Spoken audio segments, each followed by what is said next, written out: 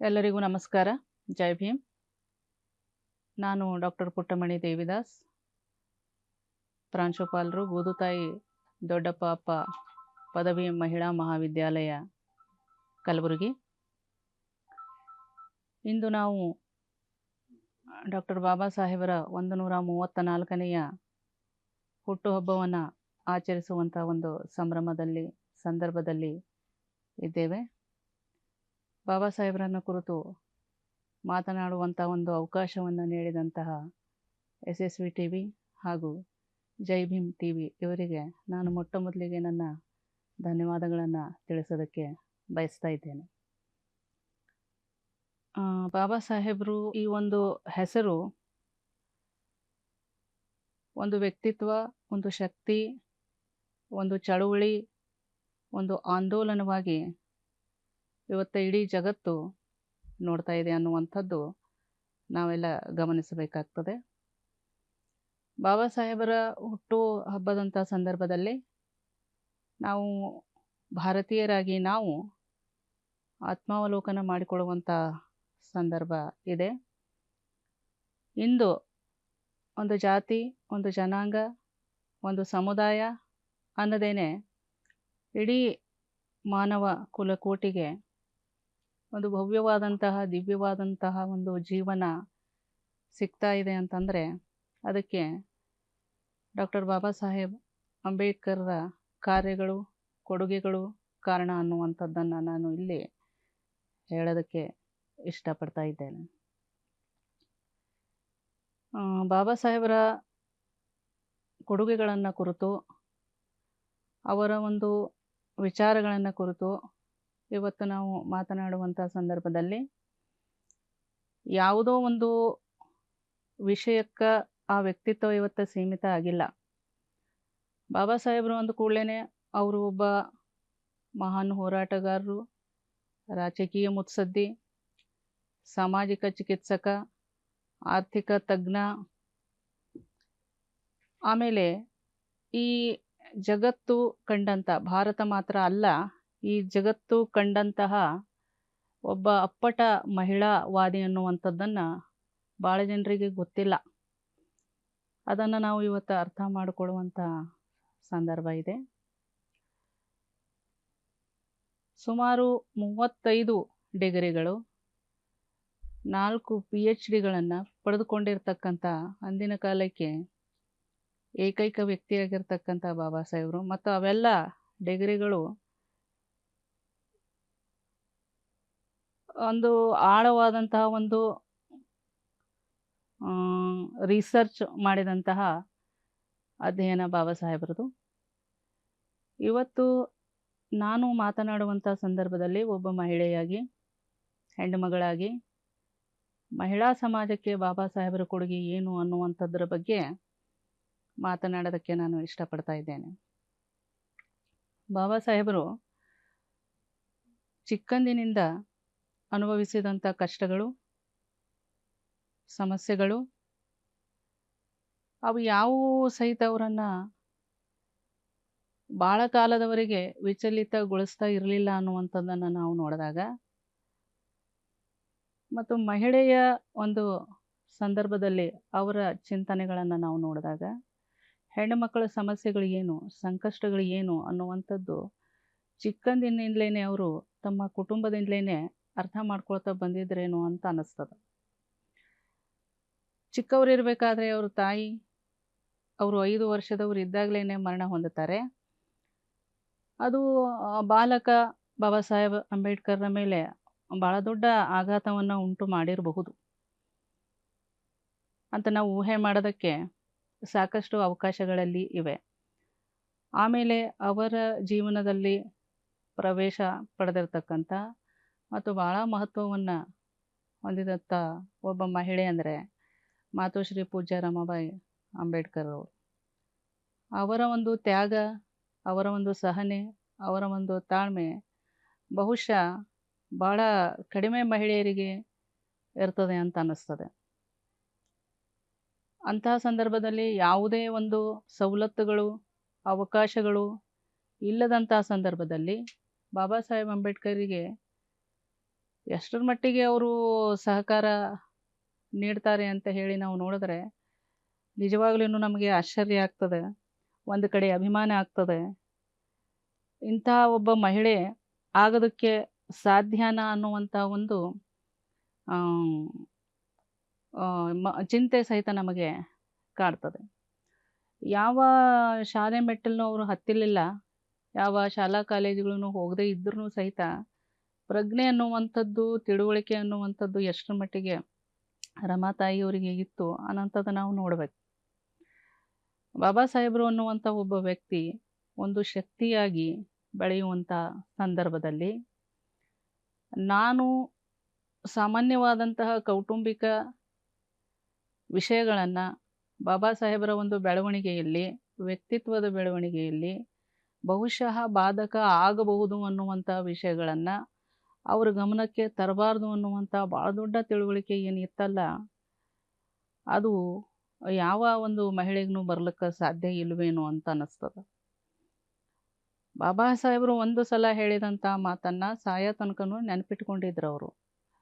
ಅವರು ಮನೆಗೆ ಕೊಡುವಂತಹ ಒಂದು ಮನೆಯ ಒಂದು ಕೆಲಸಕ್ಕೆ ಕೊಡಬೇಕಾದಂತಹ ದುಡ್ಡಿನಲ್ಲಿ ಇಂತಿಷ್ಟೇ ಒಂದು ತಿಂಗಳುಗಳ ಕಾಲ ನೀನು ಬಳಸಬೇಕು ಅಂತ ಹೇಳಿ ಒಂದು ಸಲ ಹೇಳಿದಾಗ ಇಡೀ ಜೀವನ ಪರ್ಯಂತ ಅದನ್ನು ಅವರು ನೆನಪಿಟ್ಕೊಂಡಿದ್ರು.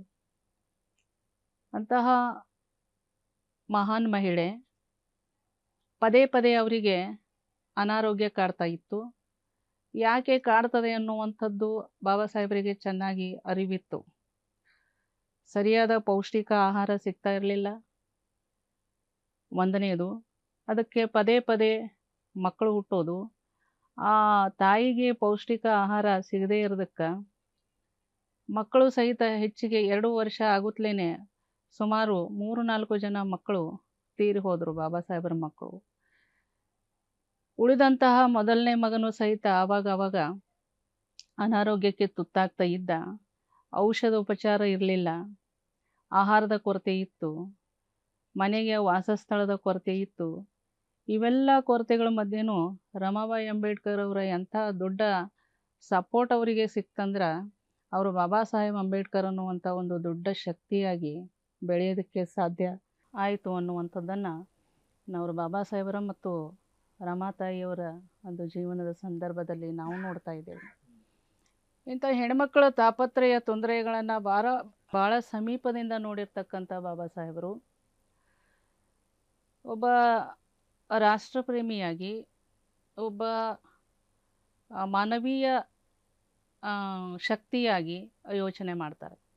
ಅವ್ರ ಉದ್ದೇಶ ಏನು ಅಂತಂದ್ರೆ ಯಾವುದೇ ಮನುಷ್ಯ ಇನ್ನೊಬ್ಬ ಮನುಷ್ಯನನ್ನು ಯಾವುದೇ ನೆಪ ಮಾಡಿಕೊಂಡು ಕಾಡಬಾರ್ದು, ತೊಂದರೆ ಕೊಡಬಾರ್ದು ಅನ್ನುವಂಥದ್ದು.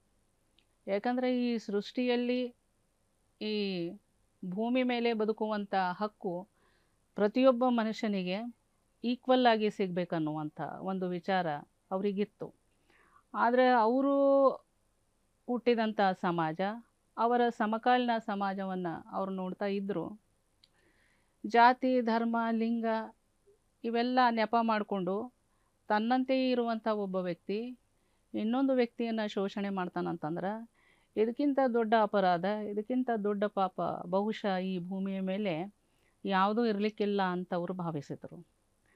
ಅದರಲ್ಲಿ ಎಷ್ಟೋ ಸಮುದಾಯಗಳು, ವಿಶೇಷವಾಗಿ ಮಹಿಳೆಯರ ಸಂಕಷ್ಟಗಳನ್ನು ಒಬ್ಬ ತಾಯಿಯಂತೆ ಅವರು ತಿಳ್ಕೊಂಡಿದ್ರು ಅನ್ನುವಂಥದ್ದು ಅನೇಕ ಸಂದರ್ಭಗಳಲ್ಲಿ ನಾವು ನೋಡ್ತೇವೆ. ಅವರ ಮಾತುಗಳಲ್ಲಿ, ಅವರ ಕೃತಿಗಳಲ್ಲಿ, ಅವರ ಭಾಷಣಗಳಲ್ಲಿ ಅವರು ಮಹಿಳೆಯರಿಗೆ ಎಷ್ಟೊಂದು ಮಹತ್ವ ಕೊಟ್ಟಿದ್ದರು. ಆಮೇಲೆ ಮಹಿಳೆಯಲ್ಲಿ ಇರ್ತಕ್ಕಂಥ ಒಂದು ಸಾಮರ್ಥ್ಯ, ಕೆಪ್ಯಾಸಿಟಿ ಏನಿದೆಯಲ್ಲ, ಎಷ್ಟರ ಮಟ್ಟಿಗೆ ಇದೆ ಅನ್ನುವಂಥದ್ದನ್ನು ಅವರು ಭಾಳ ಚೆನ್ನಾಗಿ ಅರ್ಥ ಮಾಡ್ಕೊಂಡಿದ್ರು ಅಂತ ಅನ್ನಿಸ್ತದೆ.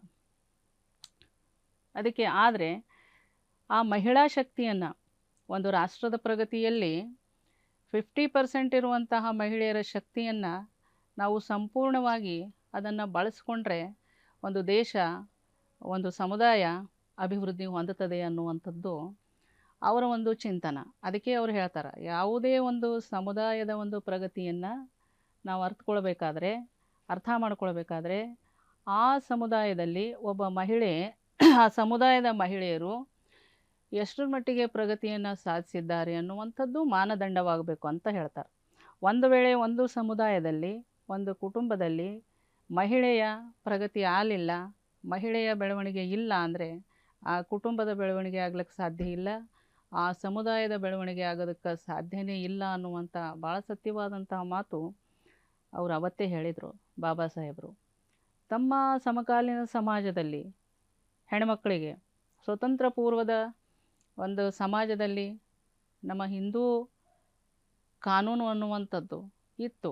ಆ ಕಾನೂನಿನ ಪ್ರಕಾರ ಮಹಿಳೆಯರಿಗೆ ಯಾವುದೇ ಒಂದು ಅವಕಾಶಗಳು ಇರಲಿಲ್ಲ.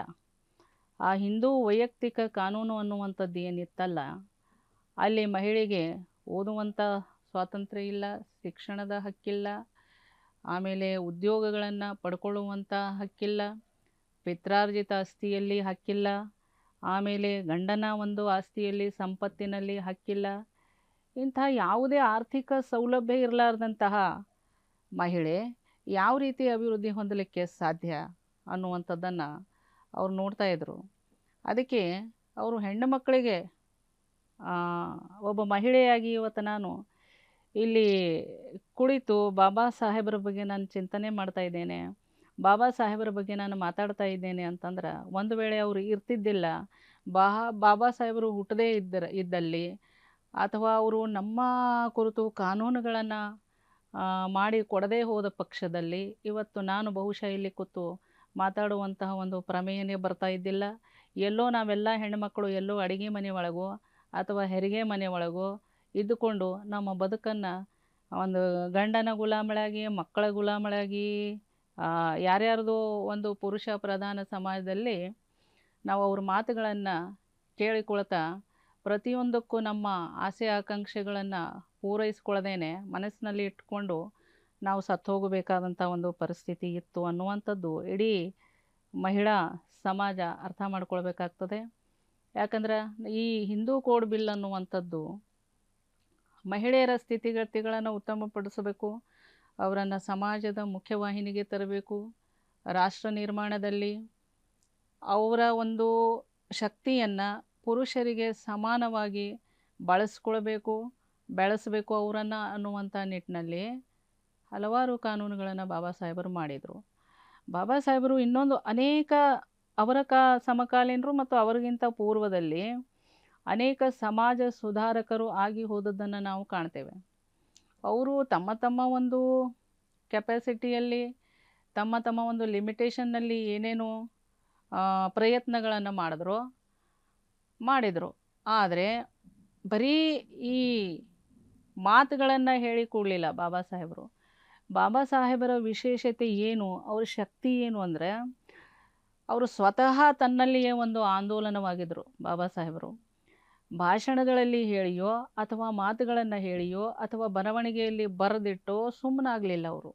ಬಾಬಾ ಸಾಹೇಬರು ಹೆಣ್ಣು ಮಕ್ಕಳಿಗೆ ವಿಶೇಷವಾಗಿ ಯಾಕೆ ಮುಖ್ಯವಾಗ್ತಾರೆ ಅಂತಂದರೆ, ಫೀಲ್ಡಿಗೆ ಇಳಿದು ಕೆಲಸವನ್ನು ಮಾಡಿದರು. ಅವರ ಪ್ರತಿಯೊಂದು ಹಕ್ಕುಗಳನ್ನು ಕಾಪಾಡುವಲ್ಲಿ ಆ ಕಾನೂನಿನ ಚೌಕಟ್ಟನ್ನು ಒದಗಿಸಿಕೊಟ್ರಲ್ಲ, ಇದು ಬಾಬಾ ಸಾಹೇಬರ ಒಂದು ಶಕ್ತಿ. ಇದಕ್ಕಿಂತ ಪೂರ್ವದಲ್ಲಿ ಹೆಣ್ಣು ಮಕ್ಕಳಿಗೆ ಒಂದು ಹಿಂದೂಗಳಿಗೆ ವಿವಾಹ ಕಾಯ್ದೆ ಅಂತೂ ಇತ್ತು ಅನ್ನೋದಾದರೆ, ಅನೇಕ ರೀತಿಯ ವಿವಾಹ ಪದ್ಧತಿಗಳು ನಮ್ಮಲ್ಲಿ ಇದ್ದವು. ಒಂದು ಹೆಂಡತಿ ಇರುತ್ತಲೇ ಎಷ್ಟೋ ಹೆಣ್ಣುಮಕ್ಕಳನ್ನು ಮದುವೆ ಮಾಡ್ಕೊಳ್ತಾ ಇದ್ರು ಗಂಡಸರು, ಯಾರೂ ಪ್ರಶ್ನೆ ಮಾಡೋ ಹಾಗಿಲ್ಲ. ಆಮೇಲೆ ಬಲವಂತದ ಒಂದು ವಿಧವೆಯ ಒಂದು ಸ್ಥಾನವನ್ನು ಹಾಗೆ ಕಾಪಾಡಿಕೊಂಡು ಹೋಗಬೇಕು, ಮರು ವಿವಾಹಕ್ಕೆ ಆಸ್ಪದ ಇರಲಿಲ್ಲ. ಆಮೇಲೆ ಬಾಲ್ಯ ವಿವಾಹ ರೂಢಿಯಲ್ಲಿ ಇತ್ತು. ನಾನು ಈಗಾಗಲೇ ಹೇಳ್ದಂಗೆ ಆಸ್ತಿ ಸಂಪತ್ತಿನ ಮೇಲೆ ಅಂತೂ ಅಧಿಕಾರನೇ ಇರಲಿಲ್ಲ ಹೆಣ್ಣುಮಕ್ಕಳಿಗೆ. ಪಿತ್ರಾರ್ಜಿತ ಆಸ್ತಿಯಲ್ಲಿ ಹಕ್ಕಿಲ್ಲ, ಆಮೇಲೆ ಗಂಡನ ಆಸ್ತಿಯಲ್ಲಿ ಹಕ್ಕಿಲ್ಲ. ಇಂಥ ದಾರುಣ ಸ್ಥಿತಿ ಒಳಗೆ ಇರ್ತಕ್ಕಂಥ ಹೆಣ್ಣುಮಗಳು ಇವತ್ತ ಶಿಕ್ಷಣ ಪಡ್ಕೊಂಡು ನೋಡ್ರಿ, ನಮ್ಮ ಭಾರತ ಭವ್ಯ ಚರಿತ್ರೆ ದಿವ್ಯ ಚರಿತ್ರೆ, ಭವ್ಯ ಭಾರತ ಅಂತೆಲ್ಲ ನಾವು ಭಾಳ ಹಳೆಯ ಕಾಲದಿಂದ ಹೇಳ್ಕೊಳ್ತಾ ಬಂದೀವಿ. ಆದರೆ ಆ ಭವ್ಯ ಭಾರತದ ಭವ್ಯ ಶಾಲೆಗಳಲ್ಲಿ ಎಷ್ಟೋ ಸಮುದಾಯಗಳಿಗೆ ಓದುವಂಥ ಅವಕಾಶ ಇರಲಿಲ್ಲ. ಹೆಣ್ಣುಮಕ್ಕಳಿಗೆ ಓದುವಂಥ ಅವಕಾಶಗಳಿರಲಿಲ್ಲ. ಆ ಭವ್ಯ ಸಮಾಜದ ಯಾವುದೇ ಕ್ಷೇತ್ರದಲ್ಲಿ ಪ್ರವೇಶ ಮಾಡುವಂಥ ಹಕ್ಕು ಹೆಣ್ಣುಮಕ್ಕಳಿಗಿಲ್ಲ. ಕೆಲವೊಂದು ಸಮುದಾಯಗಳಿಗೂ ಇದ್ದಿಲ್ಲ. ಸ್ವತಃ ಬಾಬಾ ಸಾಹೇಬರು ಅದನ್ನು ಅನುಭವಿಸಿದಂಥವರು. ಯಾಕೆ ಅವರಿಗೆ ಯಾರು ಕಷ್ಟಪಡ್ತಾರಲ್ಲ ಅವ್ರು ಇನ್ನೊಬ್ಬರ ಕಷ್ಟವನ್ನು ನೋಡೋದಕ್ಕೆ ಇಷ್ಟಪಡೋದಿಲ್ಲ ಅನ್ನೋದಕ್ಕೆ ಭಾಳ ದೊಡ್ಡ ಉದಾಹರಣೆ ಅಂದರೆ ನಮ್ಮ ಡಾಕ್ಟರ್ ಬಾಬಾ ಸಾಹೇಬ್ ಅಂಬೇಡ್ಕರ್ ಅನ್ನುವಂಥದ್ದು. ಆ ಹಿನ್ನೆಲೆ ಒಳಗೆ ನೋಡಿದಾಗ ಹೆಣ್ಣು ಮಕ್ಕಳನ್ನು ಅವ್ರು ಹೇಳ್ತಾ ಇದ್ರು, ಹೆಣ್ಣು ಮಕ್ಕಳ ಉದ್ಧಾರಕ್ಕಾಗಿ ಅವರು ಪರಿಶಿಷ್ಟ ಜಾತಿಯ ಒಂದು ಫೆಡ್ರೇಷನನ್ನು ಸುಮಾರು 1928ರಲ್ಲಿ ಸ್ಥಾಪನೆ ಮಾಡ್ತಾರೆ. ಆ ಹೆಣ್ಮಕ್ಕಳ ಸಮಾವೇಶ ಮಾಡಿ ಸುಮಾರು ಎಷ್ಟು ಸಂಘಟನಾ ಒಂದು ಸಾಮರ್ಥ್ಯ ಇತ್ತು ಅವರಿಗೆ ಅಂದಿನ ಕಾಲದೊಳಗಂದ್ರೆ ಸುಮಾರು 3,000 ಹೆಣ್ಣುಮಕ್ಕಳನ್ನು ಸೇರಿಸಿ ಅವ್ರು ಹೇಳ್ತಾರೆ, ಅರಿವನ್ನು ಕೊಡುವಂಥ ಒಂದು ತಾಯಿಯಂತೆ ಅವರನ್ನು ಹೇಳುವಂಥ ಒಂದು ಅವರ ಆ ರೀತಿ ನೋಡಿದರೆ ಭಾಳ ಆಶ್ಚರ್ಯ ಆಗ್ತದೆ. ಅವ್ರು ಹೇಳ್ತಾ ಇದ್ರು, ಹೆಣ್ಣು ಮಕ್ಕಳನ್ನು ಸೇರಿಸಿ, ನೀವು ಬಡವರಾದ್ರೂ ಚಿಂತೆ ಇಲ್ಲ, ಒಂದೆರಡು ಬಟ್ಟೆಗಳಾದ್ರೂ ಚಿಂತೆ ಇಲ್ಲ, ಚೆನ್ನಾಗಿ ಅವುಗಳನ್ನು ಸ್ವಚ್ಛವಾಗಿ ಇಟ್ಟುಕೊಂಡು ಸರಿಯಾಗಿ ಕಾಣುವಂಥ ರೀತಿಯಲ್ಲಿ ಉಟ್ಕೊಳ್ರಿ. ಯಾವುದೇ ಕಾರಣಕ್ಕೂ ಸಹಿತ ನೀವು ಕೀಳು, ನೀವು ಮುಟ್ಟಿಸಿಕೊಳ್ಳದವರು ಅನ್ನುವಂಥ ಭಾವನೆಯನ್ನು ಮೊದಲು ನಿಮ್ಮ ಮನಸ್ಸಿನಾಗಿಂದ ತೆಗೆದು ಹಾಕ್ರಿ. ಆಮೇಲೆ ಎಲ್ಲದಕ್ಕಿಂತನೂ ಹೆಚ್ಚಿಗೆ ನಿಮ್ಮ ಮಕ್ಕಳಿಗೆ ಶಿಕ್ಷಣ ಕೊಡಿ, ಮನೆಯಲ್ಲೇ ಶಿಕ್ಷಣ ಕೊಡಿ. ವಿಶೇಷವಾಗಿ ಹೆಣ್ಣುಮಕ್ಕಳಿಗೆ ಒಳ್ಳೆಯದನ್ನು, ಒಳ್ಳೆಯ ಮಾತುಗಳನ್ನು ಹೇಳಿ ಒಳ್ಳೆಯ ಶಿಕ್ಷಣವನ್ನು ನೀಡುವಂಥದ್ದಾಗಲಿ. ಆಮೇಲೆ ಅವ್ರ ಮನಸ್ಸಿನೊಳಗೆ ಎಂಥ ಭಾವನೆಯನ್ನು ತುಂಬ್ರಿ ಅಂದ್ರೆ, ನೀವು ಈ ವಿಶ್ವದಲ್ಲಿ, ಪ್ರಪಂಚದಲ್ಲಿ ಅಥವಾ ಭೂಮಿ ಮೇಲೆ ಭಾಳ ದೊಡ್ಡ ಒಂದು ವ್ಯಕ್ತಿಗಳಾಗಲಿಕ್ಕೆ ಹುಟ್ಟಿದವರು ಅನ್ನುವಂಥ ಒಂದು ಭಾವನೆಯನ್ನು ತುಂಬಿ, ಕೀಳರಿಮೆಯನ್ನು ಯಾವತ್ತಿಗೂ ಸಹಿತ ನೀವು ಅನುಭವಿಸಬೇಡ್ರಿ ಅನ್ನುವಂಥ ಮಾತುಗಳನ್ನು ಹೇಳ್ತಾಯಿದ್ರು. ಇಂಥ ಮಾತುಗಳು.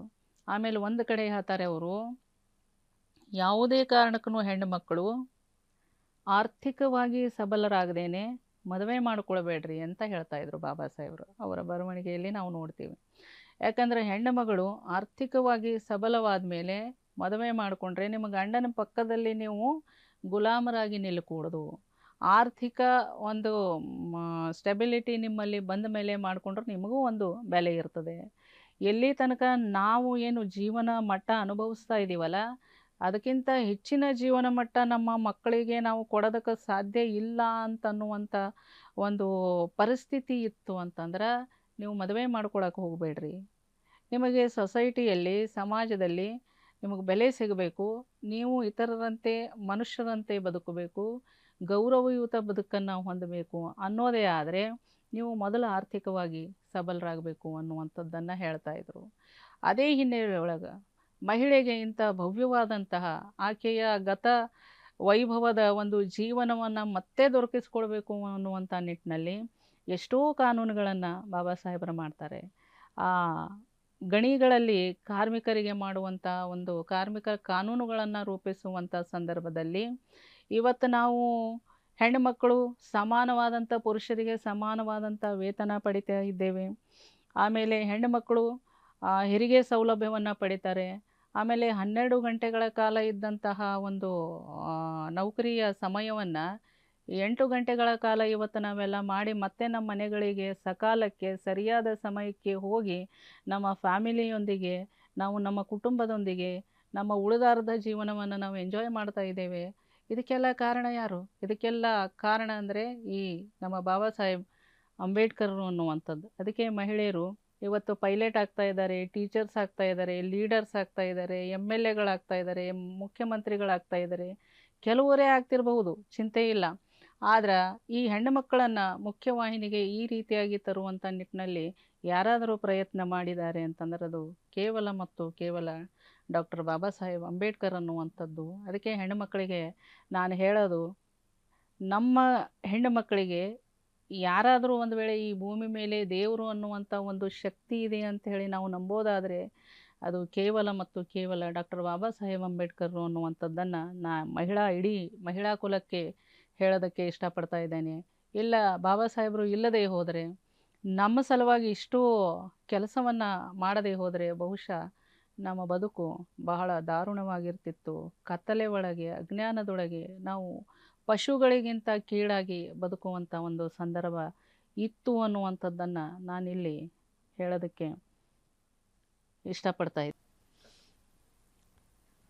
ಮಹಿಳೆಯ ಸಾಹಚರ್ಯವಿಲ್ಲದೆ ಯಾವ ಕಾರ್ಯವೇ ಆಗಲಿ, ಯಾವ ಚಳುವಳಿಯೇ ಆಗಲಿ ಅಥವಾ ಯಾವ ಸಂಘಟನೆಯೇ ಆಗಲಿ ಅದು ಪರಿಪೂರ್ಣಗೊಳ್ಳೋದಿಲ್ಲ, ಆಮೇಲೆ ಫಲಪ್ರದವೂ ಆಗೋದಿಲ್ಲ ಅನ್ನುವಂಥದ್ದನ್ನು ಅರ್ಥ ಮಾಡ್ಕೊಂಡಿರ್ತಕ್ಕಂಥ ಬಾಬಾ ಸಾಹೇಬರು ತಮ್ಮ ಚಳುವಳಿಯ ಒಂದು ಮುಖ್ಯ ಭಾಗವಾಗಿ ಮಹಿಳೆಯರನ್ನು ಅವರು ಪರಿಗಣಿಸಿದರು ಅನ್ನೋದಕ್ಕೆ ಅನೇಕ ಉದಾಹರಣೆಗಳು ನಮಗೆ ಸಿಗ್ತವೆ. ಕೆಲವನ್ನು ಅಲ್ಲಿ ಹೇಳಬೇಕಾದ್ರೆ ಮಹಾಳ್ ಸತ್ಯಾಗ್ರಹ 1927ರಲ್ಲಿ ಜರುಗಿದಂಥದ್ದು ಮತ್ತು ತಳ ಸಮುದಾಯಗಳ ಒಂದು ಸಂದರ್ಭದಲ್ಲಿ ಬಹಳ ಮಹತ್ವಪೂರ್ಣವಾದದ್ದು, ಐತಿಹಾಸಿಕ ದಾಖಲೆ ಉಳ್ತಕ್ಕಂಥದ್ದು. ಅಲ್ಲಿ ಸುಮಾರು ಮಹಿಳೆಯರು, ಸಾವಿರಾರು ಮಹಿಳೆಯರು ಅಲ್ಲಿ ಪಾಲ್ಗೊಂಡಿದ್ದರು ಅನ್ನುವಂಥದ್ದಕ್ಕೆ ನಮಗೆ ದಾಖಲೆಗಳು ಸಿಗ್ತವೆ. ಆಮೇಲೆ ಅಂಬೇಡ್ಕರು ಹೆಚ್ಚಿಗೆ ಮಹಿಳಾ ಸಂಘಟನೆಯಲ್ಲಿ ಹೆಚ್ಚಿನ ಆಸಕ್ತಿಯನ್ನು ವಹಿಸಿದರು ಅನ್ನೋದಕ್ಕೆ ಅನೇಕ ಉದಾಹರಣೆಗಳು ಸಹಿತ ನಮಗೆ ಸಾಕ್ಷಿಗಳು ಸಿಗ್ತಾ ಇವೆ. ಮಹಾಳ್ ಸತ್ಯಾಗ್ರಹದಲ್ಲಿ ಅವರ ಒಂದು ಸಂಘಟನಾ ಚಾತುರ್ಯ, ಅವರ ವಾಕ್ಚಾತುರ್ಯ, ಅವರ ಯೋಜನೆಗಳು, ಚಿಂತನೆಗಳು ಎಷ್ಟರ ಮಟ್ಟಿಗೆ ಜನರ ಮನಸ್ಸನ್ನು ಮುಟ್ತಾ ಇದ್ವು ಅನ್ನೋದಕ್ಕೆ ನಮಗೆ ಸಾಕಷ್ಟು ಆಧಾರಗಳು ಸಿಗ್ತವೆ. ಈ ಹಿಂದೂ ಕೋಡ್ ಬಿಲ್ ಏನು ಬಾಬಾ ಸಾಹೇಬರು ಸಂಸತ್ತಿನಲ್ಲಿ ಮಂಡಿಸಿದ್ರು, ಮುಖ್ಯವಾಗಿ 8 ಅಂಶಗಳು ಇರತಕ್ಕಂಥ ಆ ಕಾನೂನು, ಅದರಲ್ಲಿ ಮುಖ್ಯವಾದಂತಹ 4 ಅಂಶಗಳು ಈ ವಿವಾಹ ಪದ್ಧತಿ, ಹಿಂದೂ ವಿವಾಹ ಕಾಯ್ದೆ ಆಗಿರಲಿ, ಆಸ್ತಿ ಕಾಯ್ದೆ ಆಗಿರಲಿ, ದತ್ತುಪುತ್ರ ತೆಗೆದುಕೊಳ್ಳುವಂತಹ ಒಂದು ಕಾಯ್ದೆ ಮತ್ತು ವಿಚ್ಛೇದನದ ಭಾಳ ಮುಖ್ಯವಾಗಿ ಇರತಕ್ಕಂಥದ್ದು ವಿಚ್ಛೇದನ ಕಾಯ್ದೆ. ಇಲ್ಲಿ ತನಕನೂ ಏನು ಇತ್ತು ಒಂದು ಕಾನೂನು, ಹಿಂದೂ ಕಾನೂನು, ಅಲ್ಲಿ ಹೆಣ್ಣು ಮಕ್ಕಳು ವಿಚ್ಛೇದನ ಪಡೆದುಕೊಳ್ಳೋದಕ್ಕೆ ಒಂದು ಅವಕಾಶ ಇರಲಿಲ್ಲ. ಗಂಡ ಯಾವುದೇ ರೀತಿ ಇರಲಿ, ಆದರೆ ಅವನ ಜೊತೆಗೇನೆ ಆಕೆ ಬದುಕಬೇಕಾಗಿತ್ತು, ಇಷ್ಟ ಇರಲಿ ಇಲ್ಲದೇ ಇರಲಿ. ಆದರೆ ಹೆಣ್ಣು ಮಗಳು ಸಹಿತ ಗಂಡಿನಷ್ಟೇ ಸ್ವತಂತ್ರಳು ಈ ಭೂಮಿಯ ಮೇಲೆ ಅನ್ನುವಂಥದ್ದನ್ನು ತಿಳಿಸೋದಕ್ಕೆ ಬಾಬಾ ಸಾಹೇಬರು ಹೇಳಿದ್ದು, ಆ ಕಾನೂನು ತಂದಿದ್ದು, ಇಷ್ಟ ಆಗಿಲ್ಲ ಅಂದರೆ ಅಥವಾ ಆ ಗಂಡ ಸರಿ ಇದ್ದಿಲ್ಲ ಅಂತಂದರೆ ಆಕೆ ವಿಚ್ಛೇದನ ಪಡ್ಕೊಂಡು ತನಗೆ ಇಷ್ಟ ಬಂದಂತಹ ಬದುಕನ್ನು ಬದುಕಬಹುದು ಅನ್ನುವಂಥದ್ದು ಒಂದಾದರೆ,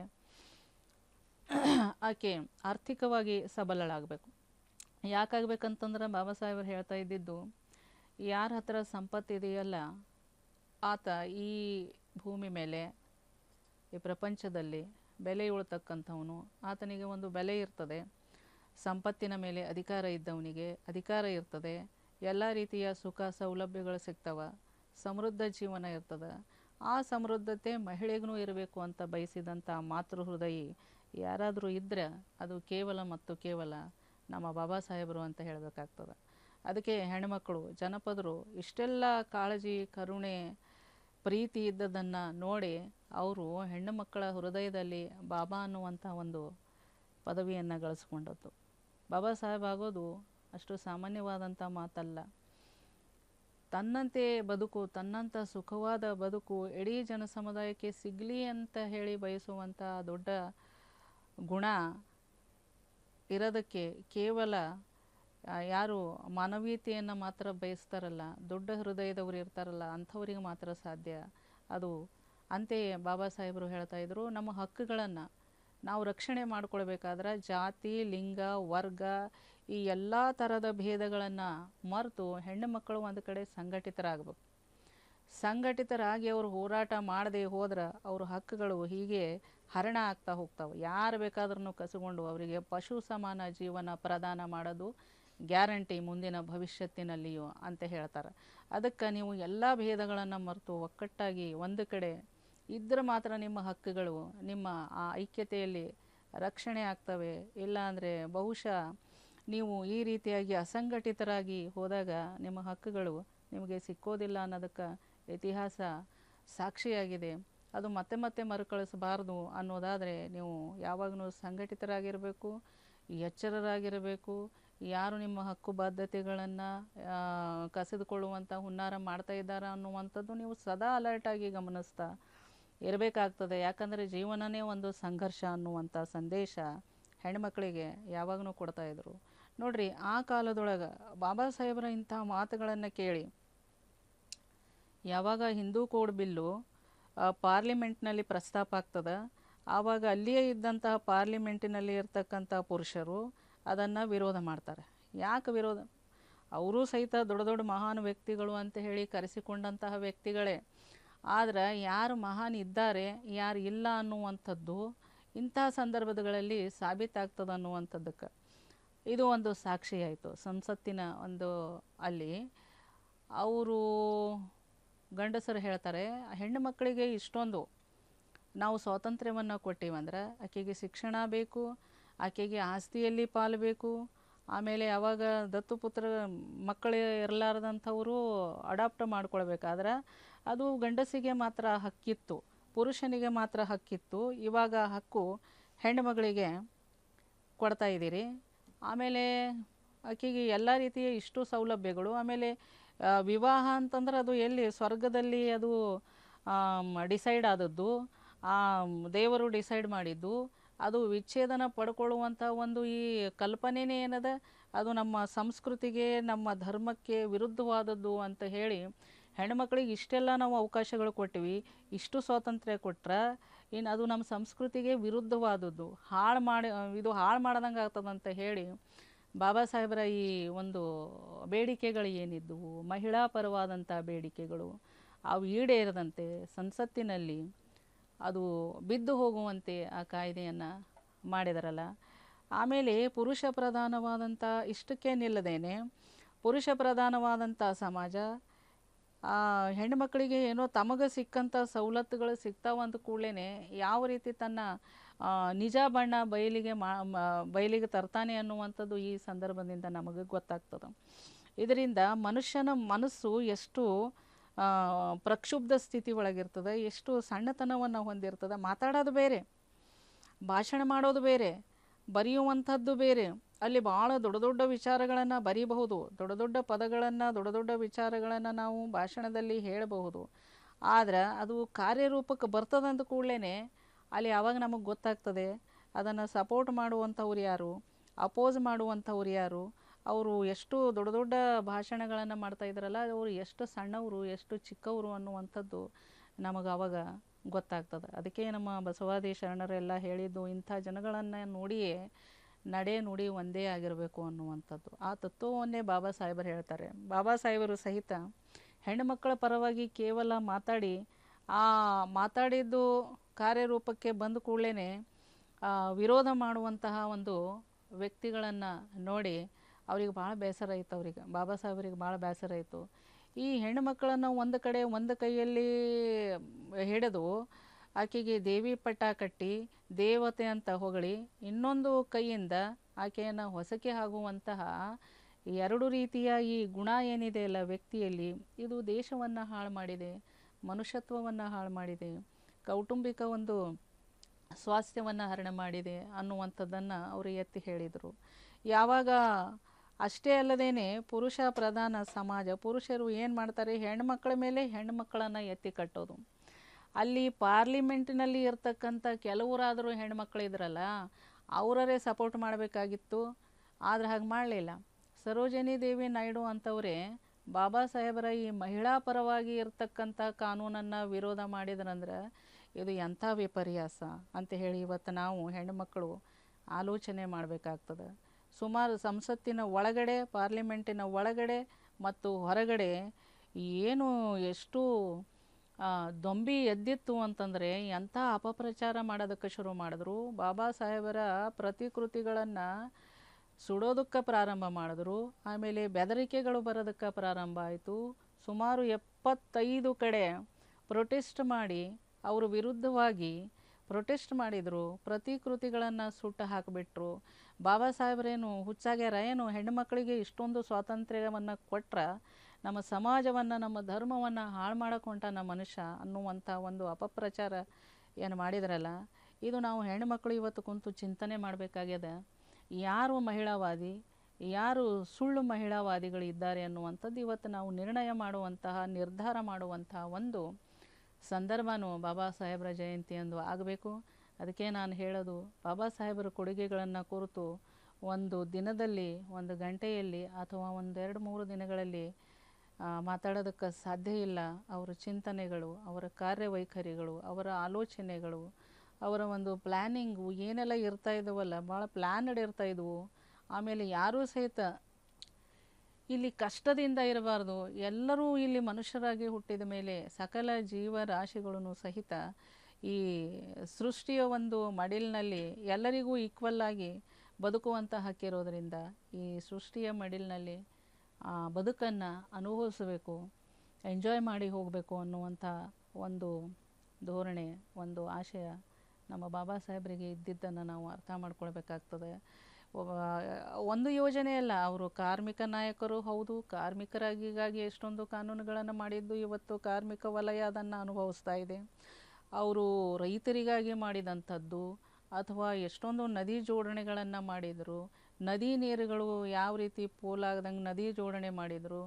ಭಾಕ್ರನಂಗಲ ಅಂತ ಅಣೆಕಟ್ಟುಗಳನ್ನು ಕಟ್ಟಿದರು. ಬ್ಯಾಂಕಿಂಗ್ ವ್ಯವಸ್ಥೆಯನ್ನು ಇವತ್ತು ತಂದರು. ಇವತ್ತು ಸಾರ್ವಜನಿಕರ ಹಣ ಅವ್ರ ಕೈಗೆ ಬೇಕಾದಾಗ ಸಿಗಬೇಕು, ಅದಕ್ಕೆ ಭದ್ರತೆ ಬೇಕು ಅನ್ನುವಂಥದ್ದನ್ನು 1935ರಲ್ಲಿಯೇ ಅವರು RBIನ ಒಂದು ಪ್ಲ್ಯಾನ್ ಮಾಡಿದ್ದಕ್ಕೆ ಇವತ್ತು ಬ್ಯಾಂಕಿನ ಒಂದು ವ್ಯವಸ್ಥೆಯನ್ನು ನಾವು ನೋಡ್ತಾ ಇದ್ದೇವೆ.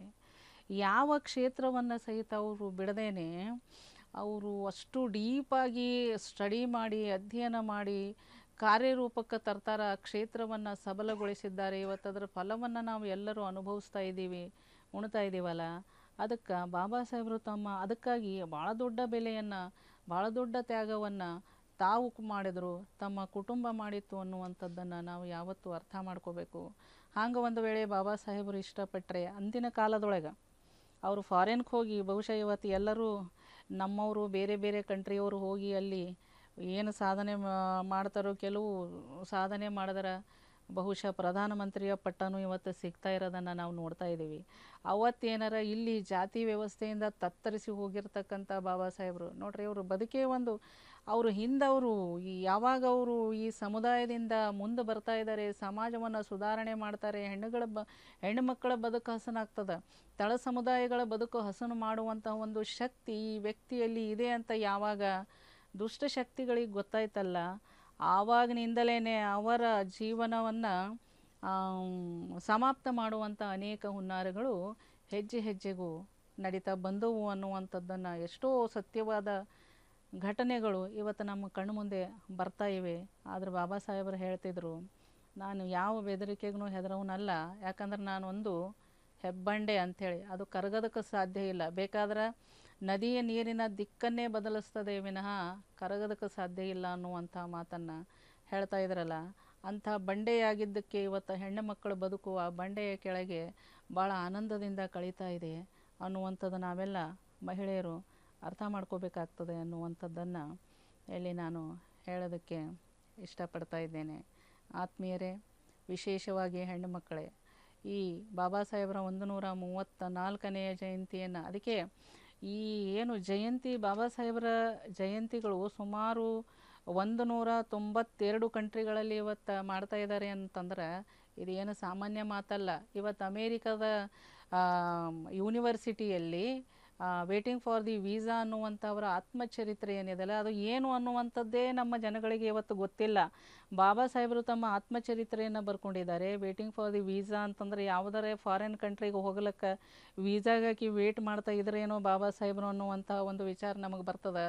ಆದರೆ ತಮ್ಮ ದೇಶದೊಳಗೆ ಅವರು ವೀಸಾಕ್ಕೆ ವೇಟ್ ಮಾಡ್ತಾಯಿದ್ರು ಅಂದರೆ ಇದು ಎಷ್ಟು ದೊಡ್ಡ ಮಾತಾಯಿತು, ಎಷ್ಟು ದೊಡ್ಡ ದುರಂತ ಅನ್ನುವಂಥದ್ದನ್ನು ನಾವು ಅರ್ಥ ಮಾಡ್ಕೊಳ್ಬೇಕಾಗ್ತದೆ. ಆ ಪುಸ್ತಕ ಇವತ್ತು ಅವ್ರು ಪಟ್ಟಂಥ ಇಲ್ಲಿ ಇರ್ತಕ್ಕಂಥ ವ್ಯವಸ್ಥೆ, ಆ ವ್ಯವಸ್ಥೆಯ ಅಡಿಯೊಳಗೆ ಅವ್ಯವಸ್ಥೆ ಅನ್ಬೇಕು ಅದಕ್ಕೆ ನಾವು. ಆ ಅವ್ಯವಸ್ಥೆಯ ಅಡಿಯೊಳಗೆ ಎಷ್ಟು ಜನ ಸಮುದಾಯಗಳು, ಹೆಣ್ಣು ಮಕ್ಕಳು ಶತಮಾನಗಳಿಂದ ನಲಗಿ ಹೋದರು, ನಾಶವಾಗಿ ಹೋದರು. ಅವ್ರ ಶಕ್ತಿ ಬಳಸ್ಕೊಳಕ್ಕಾಗಲಿಲ್ಲ, ಅವ್ರ ಜೀವನ ಒಳ್ಳೆಯ ಜೀವನ ಕಟ್ಕೊಳಕ್ಕೆ ಅವರಿಗಾಗಲಿಲ್ಲ, ಅವ್ರ ಶಕ್ತಿಯನ್ನು ಬಳಸ್ಕೊಳಕ್ಕೆ ನಮಗಾಗಲಿಲ್ಲ. ಹೀಗಾಗಿ ನಮ್ಮ ದೇಶ ಹೀಗೆ ಮುಂದುವರಿತಾ ಇದೆ ಅನ್ನುವಂಥದ್ದನ್ನು ಆ ವೇಟಿಂಗ್ ಫಾರ್ ದಿ ವೀಸಾನಲ್ಲಿ ನಾವು ನೋಡಬೇಕಾಗ್ತದೆ. ಅದು ಇವತ್ತು ನಮಗೆ ಭಾರತೀಯರಿಗೆ ಇಂಥ ಒಂದು ಆತ್ಮಕತೆ ಒಂದು ಸ್ಕೂಲ್ ಕಾಲೇಜ್ನಲ್ಲಿ ಇಡೋದಕ್ಕೆ ಇವತ್ತು ನಮಗೆ ಆಗ್ತಾ ಇಲ್ಲ. ಆದರೆ ಮಾನವೀಯತೆಯನ್ನು ಮೆರಿತಕ್ಕಂಥ ಕಂಟ್ರಿಗಳು, ಅಮೇರಿಕ ಇವತ್ತು ವಿಶ್ವವಿದ್ಯಾಲಯದಲ್ಲಿ ಆ ಪುಸ್ತಕವನ್ನು ವಿದ್ಯಾರ್ಥಿಗಳಿಗೆ, ಡಿಗ್ರಿ ವಿದ್ಯಾರ್ಥಿಗಳಿಗೆ ಇಟ್ಟಿರೋದನ್ನು ನೋಡಿದ್ರೆ ಇವತ್ತಿಗೂ ನಮ್ಮ ಮನಸ್ಸುಗಳು ಅಷ್ಟರ ಮಟ್ಟಿಗೆ ಅರಳಿಲ್ವೇನೋ ಅಂಥೇಳಿ ಅನಿಸೋದ್ರಲ್ಲಿ ಅನಿಸ್ತದೆ. ಅಂದರೆ ಅದರೊಳಗೆ ಯಾವುದು ದೊಡ್ಡ ಮಾತು ಇಲ್ಲ ಅಂಥೇಳಿ ನನಗೆ ಅನಿಸ್ತದೆ. ಅದಕ್ಕಾಗಿ ಆತ್ಮೀಯರೇ, ನಾವು ಬಾಬಾ ಸಾಹೇಬರ ಹುಟ್ಟುಹಬ್ಬದ ಸಂದರ್ಭದಲ್ಲಿ ಅವರನ್ನು ನೆನಪಿಸ್ಕೊಳ್ತಾ ಇದ್ದೇವೆ ಅಥವಾ ನೆನಪಿಸ್ಕೊಳ್ಬೇಕು ಅನ್ನುವಂಥ ಒಂದು ಸಂದರ್ಭ ಏನಾದರೂ ಇದ್ರೆ ನಾವು ಯಾವ ರೀತಿ ಆ ಹುಟ್ಟುಹಬ್ಬವನ್ನು ಆಚರಣೆ ಮಾಡಬೇಕು, ಅದು ನಮ್ಮ ಆತ್ಮಾವಲೋಕನದ ಒಂದು ದಿನವಾಗಬೇಕು. ನಾವು ಬಾಬಾ ಸಾಹೇಬರಿಗೆ ಗೌರವ ಕೊಡೋದು, ಅವರಿಗೆ ಪೂಜೆ ಮಾಡಿ ನಮಸ್ಕಾರ ಮಾಡೋದರಲ್ಲಿ ಅಲ್ಲ. ಅವರ ಕನಸು ನನಸಾಗಬೇಕಾದ್ರೆ, ಅವರ ಕನಸು ಅಂದರೆ ಏನು, ಅದು ನಾವು ಚೆನ್ನಾಗಿ ಬದುಕಬೇಕು ಅನ್ನುವಂಥದ್ದೇ ಅವರು ಕಂಡಿರ್ತಕ್ಕಂಥ ಕನಸು. ಅದಕ್ಕೆ ನಾವು ಚೆನ್ನಾಗಿ ಬದುಕಬೇಕಾದ್ರೆ, ನಾವು ಸಮೃದ್ಧಿಯಿಂದ ನೆಮ್ಮದಿಯಿಂದ ಜೀವನ ಮಾಡಬೇಕಾದ್ರೆ ನಾವು ಪರಸ್ಪರ ಗೌರವಿಸ್ಕೊಳ್ಬೇಕು. ಜಾತಿ, ಸಮುದಾಯ, ವರ್ಗ, ಲಿಂಗ ಭೇದಗಳನ್ನು ಮರಿಬೇಕಾಗ್ತದೆ. ಎಲ್ಲರಿಗೂ ಇಲ್ಲಿ ಸಮಾನವಾದಂಥ ಅವಕಾಶಗಳಿವೆ. ಇಲ್ಲಿ ಇಷ್ಟು ವಿಶಾಲವಾದಂತಹ ಈ ಭೂಮಂಡಲದಲ್ಲಿ ಈ ಪ್ರಕೃತಿ ತಾಯಿ ಎಲ್ಲರಿಗೂ ಅವಕಾಶಗಳನ್ನು ಇಟ್ಟಿದ್ದಾಳೆ. ಅದನ್ನು ಅರ್ಥ ಮಾಡಿಕೊಂಡು ನಾವು ಅತಿಕ್ರಮಣ ಒಂದು ಸಂಸ್ಕೃತಿಯನ್ನು ಬಿಡಬೇಕು. ಯಾರ್ದೋ ಯಾವ್ಯಾವುದೋ ನೆಪ ಒಡ್ಡಿ ಯಾರ್ಯಾರ್ದೋ ಒಂದು ಲಿಮಿಟೇಷನ್ ಒಳಗೆ ನಾವು ಕಾಲಿಡ್ದೇನೆ ನಮ್ಮ ಲಿಮಿಟೇಷನ್ಗಳನ್ನು ತಿಳ್ಕೊಂಡು ನಾವು ಬದುಕಿದ್ದೇ ಆದಲ್ಲಿ ನಾವು ಬಾಬಾ ಸಾಹೇಬರ ಒಂದು ಕನಸಿನ ಭಾರತವನ್ನು ನನಸು ಮಾಡೋದರಲ್ಲಿ ಯಾವುದೇ ಒಂದು ಸಂಶಯ ಇಲ್ಲ ಅನ್ನುವಂಥದ್ದು. ಜೊತೆಗೆ ನಾವು ಮೌಢ್ಯತೆಯನ್ನು ಬಿಡಬೇಕು. ಹೆಣ್ಣು ಮಕ್ಕಳು ವಿಶೇಷವಾಗಿ ಮೌಢ್ಯತೆಯನ್ನು ಬಿಡಬೇಕು, ಅಜ್ಞಾನದಿಂದ ಹೊರಗೆ ಬರಬೇಕು. ಶಿಕ್ಷಣ ಅಂದರೆ ಎಂಥ ರೀತಿಯ ಶಿಕ್ಷಣ ಪಡ್ಕೊಳ್ಬೇಕಂತಂದರೆ ಬಾಬಾ ಸಾಹೇಬರು ಹೇಳಿದಂಗೆ ಆ ಶಿಕ್ಷಣದಿಂದ ನಾವು ವಿಚಾರ ಮಾಡುವಂಥವ್ರಾಗಬೇಕು. ವೈಚಾರಿಕ ಪ್ರಜ್ಞೆ ನಮ್ಮಲ್ಲಿ ಬರಬೇಕು, ವೈಜ್ಞಾನಿಕ ಮನೋಭಾವ ಬೆಳಿಬೇಕು. ಅಂದಾಗ ಅಜ್ಞಾನ ಅಂಧಕಾರಗಳಿಂದ ನಾವು ಹೊರಗೆ ಬರಲಿಕ್ಕೆ ಸಾಧ್ಯ ಇದೆ, ಒಳ್ಳೆಯ ಜನ್ರೇಷನನ್ನು ನಾವು ಬಿಲ್ಟಪ್ ಮಾಡಲಿಕ್ಕೆ ಸಾಧ್ಯ ಇದೆ ಅನ್ನುವಂಥದ್ದನ್ನು ಸಹಿತ ಈ ಸಂದರ್ಭದಲ್ಲಿ ಹೇಳ್ತಾ, ನನಗೆ ಬಾಬಾ ಸಾಹೇಬರನ್ನು ಕುರಿತು ಬಾಬಾ ಸಾಹೇಬರು ಮಹಿಳೆಯರಿಗೆ ಏನು ಕೊಡುಗೆಯನ್ನು ನೀಡಿದ್ದಾರೆ ಅನ್ನುವಂಥದ್ದನ್ನು ಭಾಳ ಸಂಕ್ಷಿಪ್ತವಾಗಿ, ಇನ್ನೂ ಭಾಳ ದೊಡ್ಡ ಕೊಡುಗೆಯನ್ನು ಮಹಿಳಾ ಸಮಾಜಕ್ಕೆ ಬಾಬಾ ಸಾಹೇಬರು ನೀಡಿದ್ದಾರೆ. ಮಹಿಳೆಯರ ಒಂದು ಪ್ರಗತಿಯನ್ನು ಬಯಸದಂತಹ ಒಂದು ಪಾರ್ಲಿಮೆಂಟ್ನಲ್ಲಿ ನಾನು ಯಾಕಿರಬೇಕು ಅಂತ ಹೇಳಿ ಮಂತ್ರಿ ಪದವಿಗೆ ರಾಜೀನಾಮೆ ಕೊಟ್ಟಿರ್ತಕ್ಕಂಥ ಇಡೀ ಜಗತ್ತಿನ ಏಕೈಕ ವ್ಯಕ್ತಿ ಯಾರಾದರೂ ಇದ್ರೆ ಅದು ಬಾಬಾ ಸಾಹೇಬರು ಅನ್ನುವಂಥದ್ದು ಭಾಳ ಮುಖ್ಯವಾದ ಮಾತಾಗ್ತದೆ. ಅದಕ್ಕೆ ಆತ್ಮೀಯರೇ, ಮಹಿಳೆಯರಿಗೆ ನಾನು ಹೇಳೋದು, ನೀವು ದಿನ ಎದ್ದು ನಮ್ಮ ಈ ಭವ್ಯವಾದ ಸುಂದರವಾದಂಥ ಬದುಕಿಗೆ ಕಾರಣರಾಗಿರ್ತಕ್ಕಂಥ ಬಾಬಾ ಸಾಹೇಬರಿಗೆ ದಿನ ಎದ್ದು ನಿತ್ಯ ಪ್ರಣಾಮಗಳನ್ನು ಸಲ್ಲಿಸಿದರೆ ಅದು ಬಹುಶಃ ಅವರಿಗೆ ನಾವು ತಿರುಗಿಸಿ ಅವರಿಗೆ ಅವ್ರ ಋಣವನ್ನು ತೀರಿಸೋದಕ್ಕೆ ಎಂದೂ ಸಾಧ್ಯ ಇಲ್ಲ, ಯಾವತ್ತಿಗೂ ಸಾಧ್ಯ ಇಲ್ಲ. ಆದ್ರೆ ನಾವು ಇಷ್ಟಾದರೂ ಮಾಡಬೇಕು. ಅವರಿಗೆ ದಿನ ಎದ್ದು ನಾವು ದೇವರು ಅಂತ ತಿಳ್ಕೊಂಡು ಆ ದೇವರಿಗೆ ನಾವು ಪ್ರಣಾಮ ಮಾಡಬೇಕಾಗ್ತದೆ, ನಮಸ್ಕಾರ ಹೇಳಬೇಕಾಗ್ತದೆ ಅನ್ನುವಂಥ ಮಾತುಗಳನ್ನು ಹೇಳ್ತಾ, ನನಗೆ ಬಾಬಾ ಸಾಹೇಬರನ್ನು ಕುರಿತು ಬಾಬಾ ಸಾಹೇಬರ ಮಹಿಳಾ ಸಬಲೀಕರಣವನ್ನು ಕುರಿತು ಮಾತನಾಡೋದಕ್ಕೆ ಅವಕಾಶ ಮಾಡಿಕೊಟ್ಟಿರ್ತಕ್ಕಂಥ SSV TV ಮತ್ತು ಜೈ ಭೀಮ್ TV ಅವರಿಗೆ ಅನಂತ ಧನ್ಯವಾದಗಳನ್ನು ಸಲ್ಲಿಸ್ತೇನೆ. ಎಲ್ಲರಿಗೂ ನಮಸ್ಕಾರ.